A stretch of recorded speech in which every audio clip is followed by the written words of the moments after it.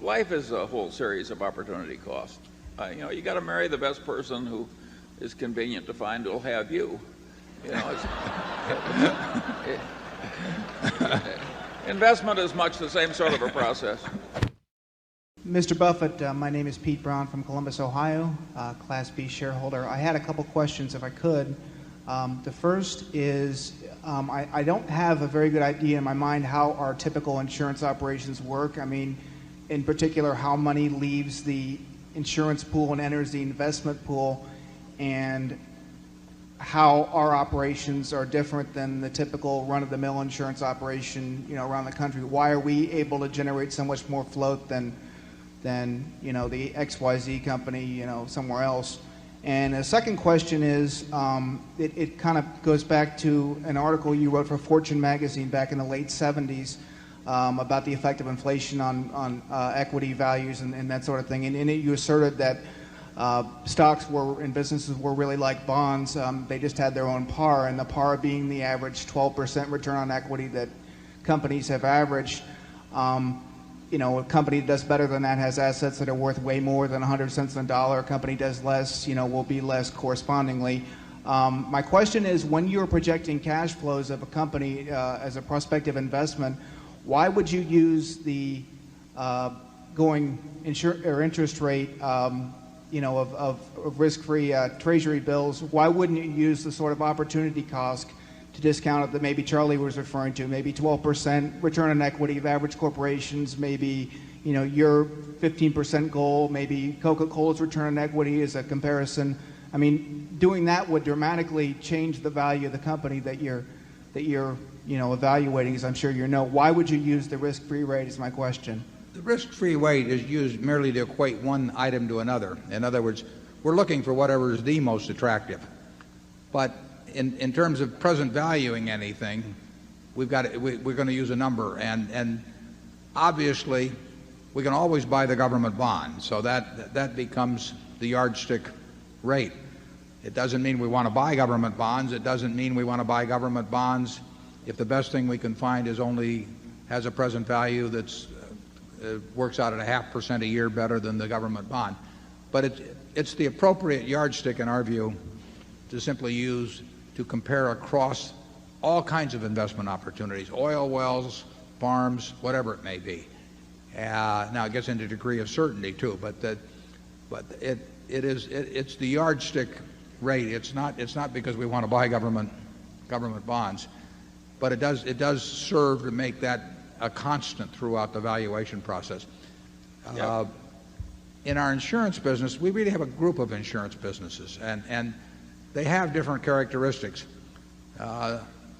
The consistent characteristic actually is that they're all very, very good businesses. Some of them are a lot larger and have opportunities to get larger, and some of them are not so large and have limited opportunities in terms of growth. But every insurance operation we have is a distinct asset to Berkshire. We've got smaller workers' comp operation. We've got a credit operation, credit card operation. We've got a home state operation. We have all these different businesses, Kansas Bank, Sureties, whatever. They're all good businesses. Some of them don't develop a lot of float relative to premium volume. The nature of Kansas Bank or Surety is that it won't develop a lot of float. It just happens to be the kind of business they write.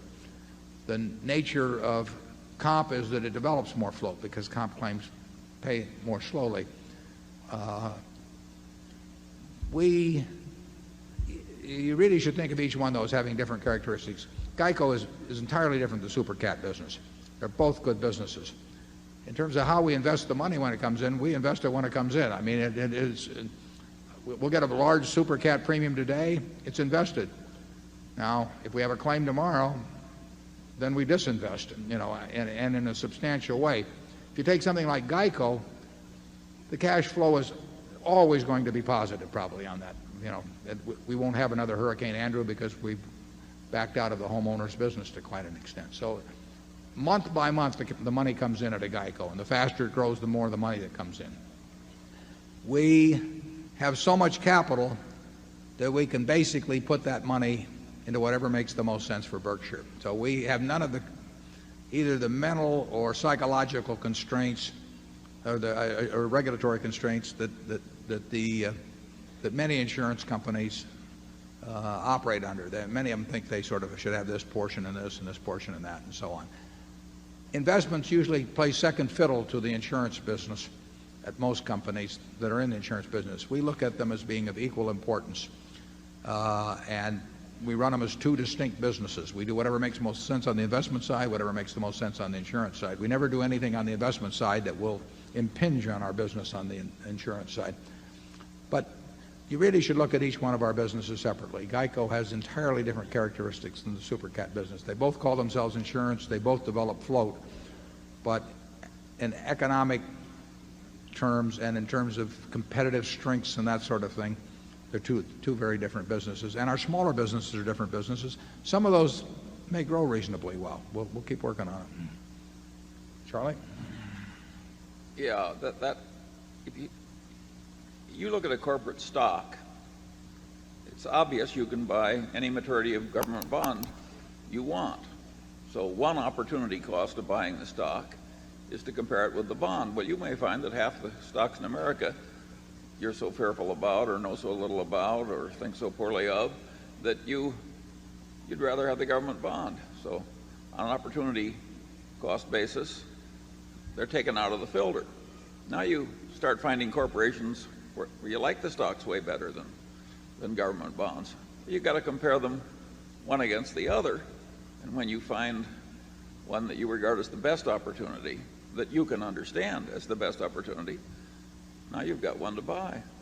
It's a very simple idea. It uses nothing but the most elementary ideas from economics or game theory. It's child's play as a mental process. Now it's hard to make the business appraisals, but the mental process is essential. If Charlie and I were told we had a choice of buying stock A, B, C, or D, and all 2,500 or 3,000 or whatever may be listed on the New York Stock Exchange, or buying a 10-year government bond and we had to hold the stock for 10 years or the bond for 10 years, probably in at least 80% of the cases we'd take the 10-year government. In many cases because we didn't understand the business well enough elsewhere, or secondly, we may understand it and still prefer the 10% government. But we would measure everything that way. And I don't know, did you come up with 80% or where, Charlie? Desert Island, 10 years? Get to fondle a stock certificate or fondle a government bond? Which one are you going to choose? But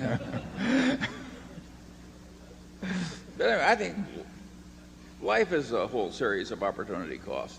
You got to marry the best person who is convenient to find who'll have you. Investment is much the same sort of a process. I knew we'd get in trouble after lunch.